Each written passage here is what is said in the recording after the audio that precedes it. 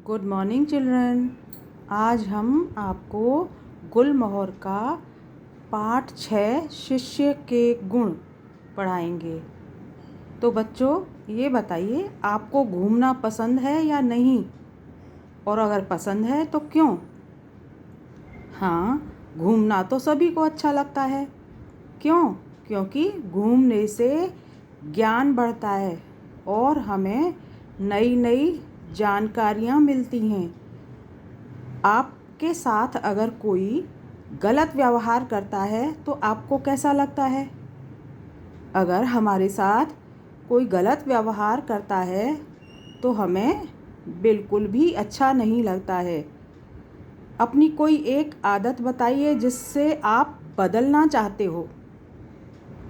बच्चों, यदि आपके अंदर कोई गलत आदत है, जैसे झूठ बोलना, दूसरों को परेशान करना, या अपने मित्रों को सताना, या उनका कोई सामान चुरा लेना, ऐसी आदतें बच्चों में होती हैं छोटी छोटी, लेकिन उन्हें हमें बदल लेना चाहिए। इस पाठ में भगवान बुद्ध के उपदेशों द्वारा यह बताया गया है कि एक शिष्य में क्या क्या गुण होने चाहिए।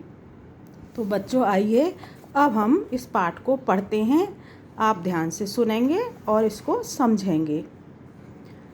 महात्मा बुद्ध का एक शिष्य था। एक दिन उसने बुद्ध के चरणों में झुककर प्रणाम किया, फिर हाथ जोड़कर खड़ा हो गया।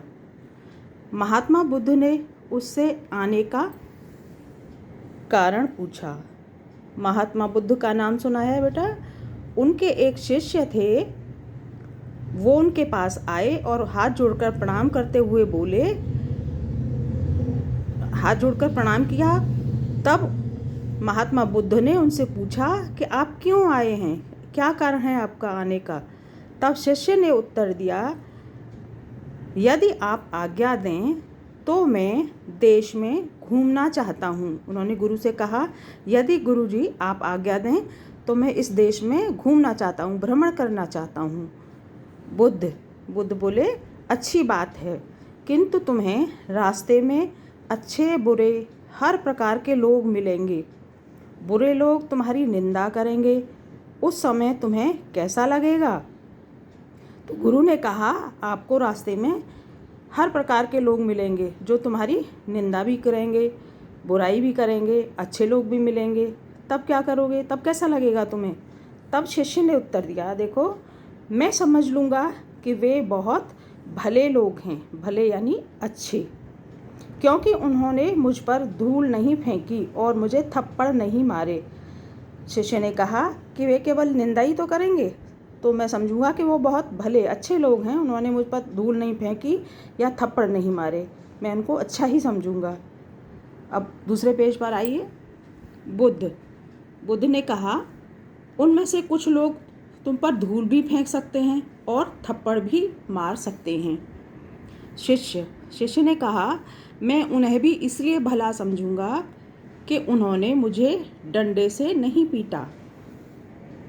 डंडे तो उन्होंने कहा कि मैं उनको भी अच्छा समझूंगा कि उन्होंने मुझे केवल थप्पड़ ही मारा या धूल ही फेंकी, डंडे से नहीं मारा।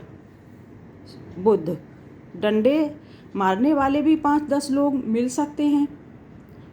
गुरु बुद्ध ने कहा कि तुम्हें डंडे मारने वाले भी मिल जाएंगे, कुछ लोग, 5-10 लोग। तब शिष्य, वे मुझे हथियारों से नहीं मारेंगे, इसलिए वे भी मुझे भले जान पड़ेंगे, तो मैं ये समझ लूँगा कि उन्होंने मुझे हथियारों से नहीं मारा, केवल डंडे और घूंसे ही मारे। बुद्ध, देश बहुत बड़ा है, जंगलों में ठग और डाकू रहते हैं, डाकू तुम्हें घायल भी कर सकते हैं। बुद्ध ने कहा कि ये देश बहुत बड़ा है, जब तुम जंगलों में जाओगे तो वहाँ ठग और डाकू भी मिल सकते हैं, वो भी तो तुम्हें घायल कर सकते हैं।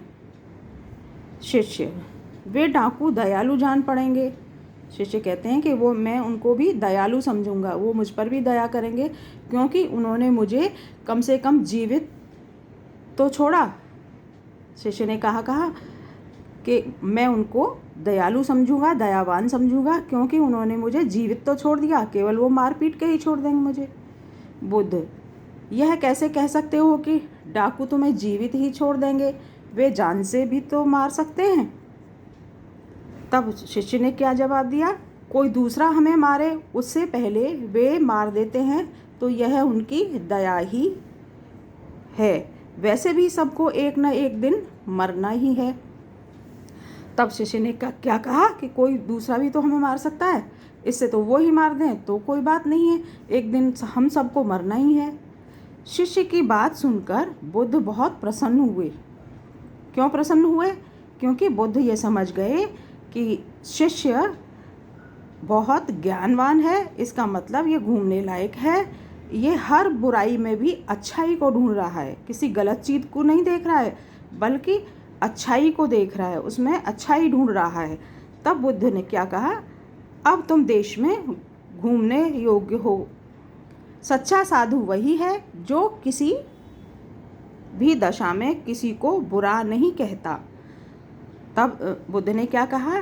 तुम अब देश में घूमने लायक हो, क्योंकि सच्चा साधु वही होता है जो किसी में बुराई नहीं ढूंढता, किसी भी दशा में किसी भी हाल में कोई बुराई नहीं ढूंढता, बल्कि दूसरों में दोष देखना और दूसरों को बुरा समझना ठीक नहीं है। इस दोष से सभी को बचना चाहिए। तो वो क्या कहना चाहते हैं कि दूसरों में बुराई देखना या दोष कमी ढूंढना ये सब गलत है, हमें दूसरों की बुराई या कमी नहीं देखनी चाहिए। तो बच्चों, जिस प्रकार महात्मा बुद्ध का शिष्य किसी भी परिस्थिति में दूसरों की निंदा नहीं करता, हमें भी ऐसा ही करना चाहिए।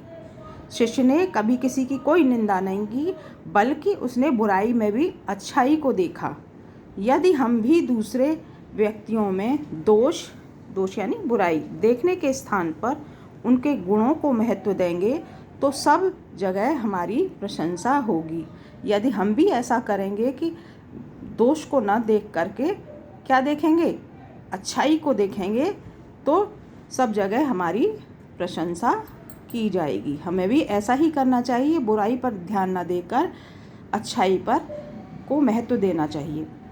तो बच्चों, इस पाठ में हमने सीखा कि हमें अपने गुरुजनों का सदैव आदर व सम्मान करना चाहिए और दूसरों के अंदर अच्छाई देखनी चाहिए, बुराई पर कोई भी ध्यान नहीं देना चाहिए। तो आज का पाठ यहीं समाप्त होता है। धन्यवाद।